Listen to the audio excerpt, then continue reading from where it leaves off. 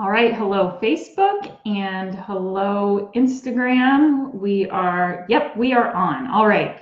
Hello everybody. So today I want to talk to you about something really important, and that is how online marketing differs from traditional marketing and how you have to think about online marketing completely different than you think about traditional marketing in order to succeed. And I'm going to tell you how, and hopefully kind of reframe the way that you do things so that you can succeed with online marketing quicker than if, let's say, you use the same mindset that you use for traditional marketing.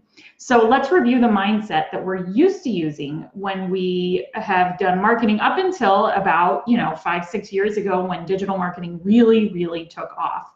So a lot of times in marketing, and how marketing is quite honestly traditionally taught in universities, business schools, we always say, okay, first we do market research. So first we want to find out what our ideal customers want, right? And so we ask them questions. We send out surveys, we do focus groups, we do discovery workshops. There's so many different ways that we can do market research. And then we find the answers. And once we find the answers, then we go and build a marketing campaign based on the answers. And then we go and send it out to the world, right? And something that this achieves, this finding answers, then planning and sending, is that if you've done the market research correctly, as far as traditional marketing goes, you can count on hopefully having good results. So let's say that you talked maybe about a product package and you asked your ideal customers what they might respond to the most, and you showed them a few different images and asked them in a survey what would really appeal to you, right? Well, you have a certain amount of people telling you what they think and feel, and you get these statistically significant answers, and you can say, okay, well, hopefully this will work.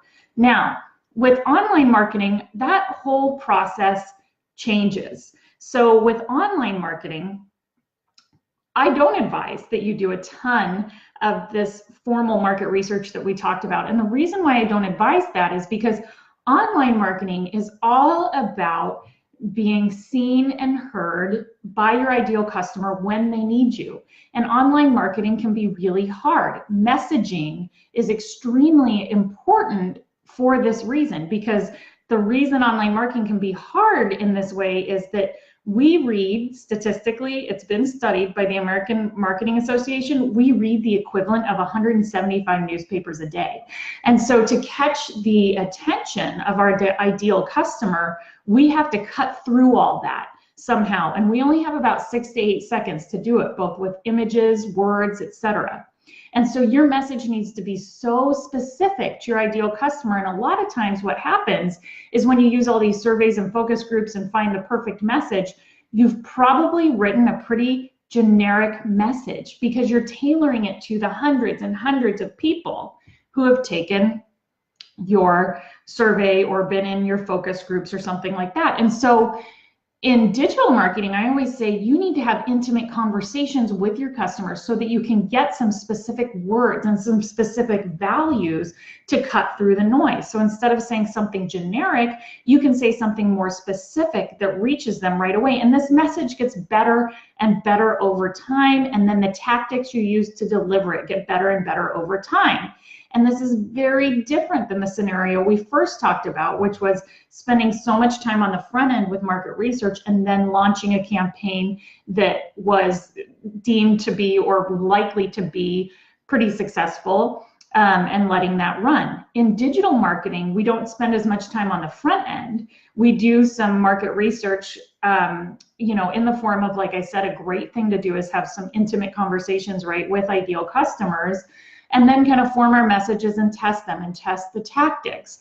And as you do that over time, you get better and better and better. And so this is something that I say a lot to my students and my clients, because it does require a shift of thinking. It's really hard as a professional, and especially if you're a business owner or a marketer, which I know are a lot of people in my audience, you have likely for years and years and years worked this way. This is your habit, right? You research, you plan, and you do it right, or as right as you can, and usually things are successful. So with online marketing, you shorten that research part and you start trying, and you get better and better over time, but you're putting messages out to the world, and as you're doing your marketing, you're getting better at the same time. And so message number 1 may be okay versus message number 10 may be amazing, right? And this is a hard shift to make, because sometimes we're going to be looking at results that aren't the good results or the great knock it out of the park results on that first try that we've usually had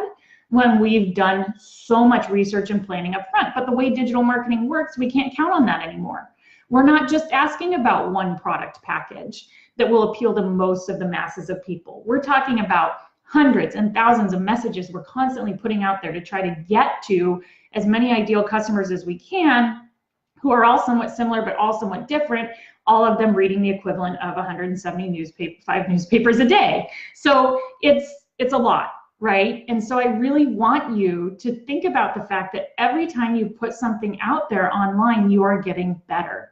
And for a lot of you, that means seeing failure or your perceived failure as success, which can be kind of a hard thing to do, because we have to invite perceived failure, right, to get that success. And so I really want you to kind of invite into your life the possibility, into your professional life, the possibility that things aren't going to work as well the first time as they do a few iterations. Because everywhere else in life, we kind of know that. We kind of know the first time we do something isn't going to be as great as the next few times. But in marketing specifically, by the way we do it, the kind of whole research process and all of that, we've really conditioned ourselves to say, okay, we put a lot of planning time, and then we have all this survey data, all this focus group data that's going to tell us it's going to work. And that's just not the way marketing works anymore, especially online marketing. So to inspire you, I want to tell you a little story about what failure can do for you. So a few years ago, many years ago, I actually set out to run my first marathon, and I was really excited by it, and I did all my training right.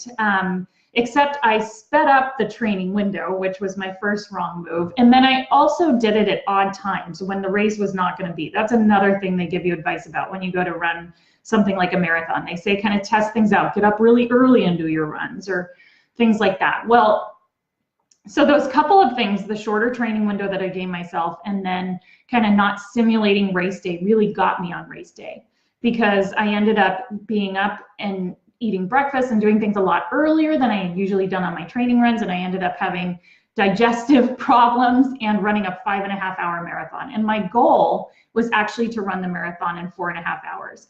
And I was really sad about my result, because I had done all this training on the front end, and I had checked all the boxes except for a couple things that I just described to you. But for all, you know, intents and purposes, I thought that I was really ready and going to do a great job. But in my mind, I had failed. That was not the time I wanted. Sure, I finished, but to me, that was a failure.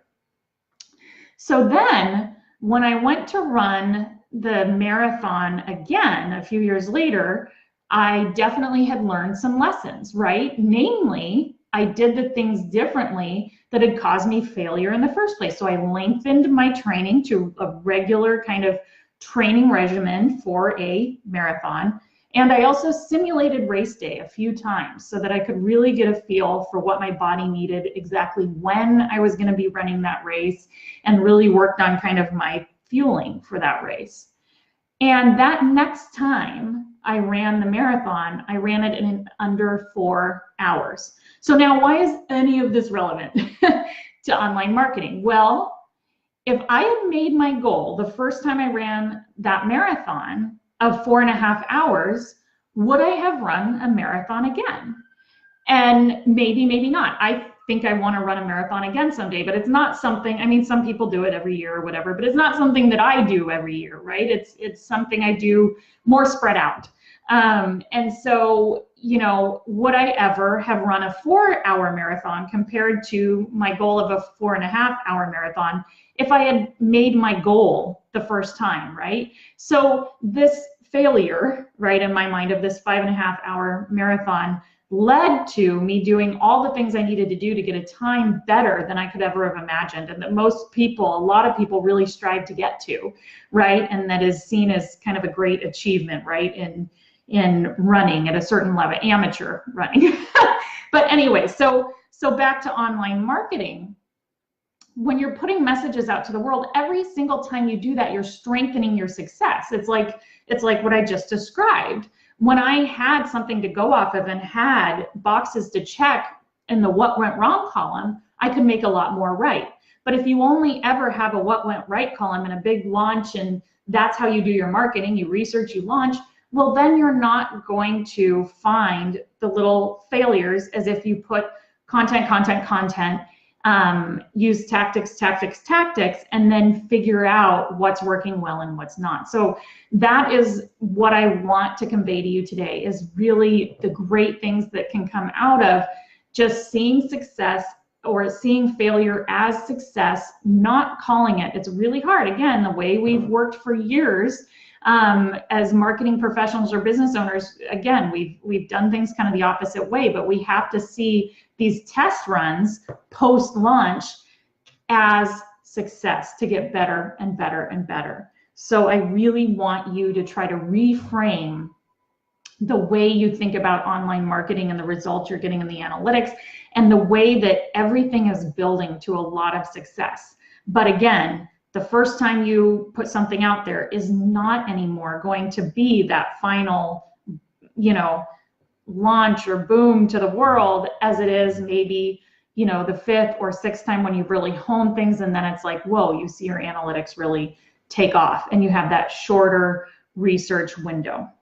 All right, so that is it for today. Thank you so much for joining me. I'll be back next Tuesday with another tip for your online marketing, and I hope you all have a wonderful week. All right, bye.